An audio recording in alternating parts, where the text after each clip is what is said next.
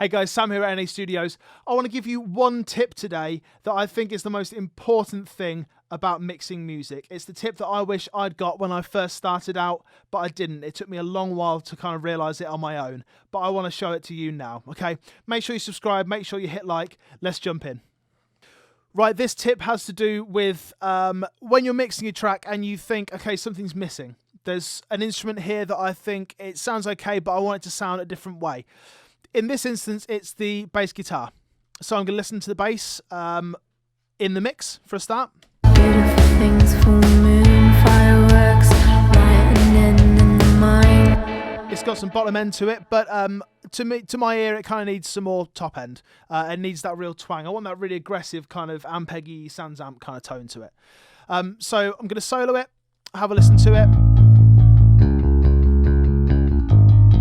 Okay, I can start to hear that click coming up there. So previously, that was it. That was done. And then I'd listen back to it. Fireworks, lightning.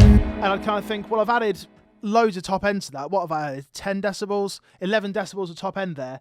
I must have achieved my goal. But I haven't. I've not actually made it much brighter when you listen to it in the mix. So here it is. The main thing that you need to take away from this is if you're soloing stuff and then EQing it, there's no point. You're not listening to the actual soloed sound when you're listening to the track. When you're EQing anything, you need to do it in context. This is true for effects, this is true for compression, for delay, anything really, any kind of mix process. But I think it's particularly pertinent for EQ. Because when you're soloing a track, it's so easy to hear those changes, to hear the 1 decibel change, the half decibel change even, that you don't actually understand what it sounds like in the context of the mix. So if I'm really going to brighten this bass guitar up to get it to how I want it to sound, I'm going to need to do something quite drastic. So I want to hear what is in my head.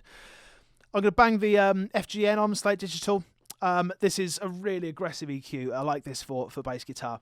And I'm not going to solo it. I'm actually just going to listen to it and try and brighten it up without it. And it's going to be some extreme settings. I know it is, to get that kind of idea that's in my head.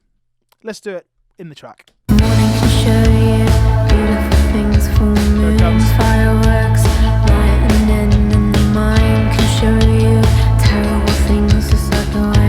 There it is. That's what I wanted. So previously, I was adding a load of top end at 7.5K, and I thought, well, because I'm adding 11 dB at 7.5K, that's quite a lot of EQ. That must be the sound I'm after. But it turns out that I needed that 11 dB, and then I also needed another 12 dB at the high shelf on the FGN, and then I needed another 7.25 kilohertz decibels at 5 kilohertz. That's a mental amount of top end. But it's the sound that I had in my head, and I needed it. Had I just listened to the track in solo, I wouldn't have kind of realised that. But now that I listen to everything in context, it's clear to me that I actually needed that. So let's listen to it without the EQ and then with the EQ. Bearing in mind that I wanted this kind of really high-end sound, really twangy, aggressive kind of sound. This is without the Neve EQ. Morning can show you beautiful things, full moon, fireworks, And then here it comes. lightning in the mind can show you terrible things just like the way I left you. Absolutely night and day difference. I think that is such an important thing to understand. If you're EQing just in solo mode, you're not actually getting the full picture of what it sounds like in the mix. It's kind of easy to make something sound good in solo, isn't it? It's good to get a load of bottom end on the snare drum or a load of top end on the bass guitar and have it sound good in the context of solo. But you're trying to make it sound good in the context of a mix. If your aim is to actually mix the track and make everything gel together and make things stand out where they should do, make things sit back where they should do, this is what you need to be doing, okay? Rule number 1, I think, of mixing should be make all your mix changes in the mix. No one's listening to your instruments in solo. Do it in the mix. I hope that's useful to some of you. I wish I'd known that however many years ago it was I started, but it took me a long while to kind of realise that. I think this is the first thing you should really learn about mixing. Alright, so I hope you've enjoyed that. Please do check out the rest of the channel. Hit subscribe, hit like if you like what you see, and check what we've got coming up next. Thanks a lot.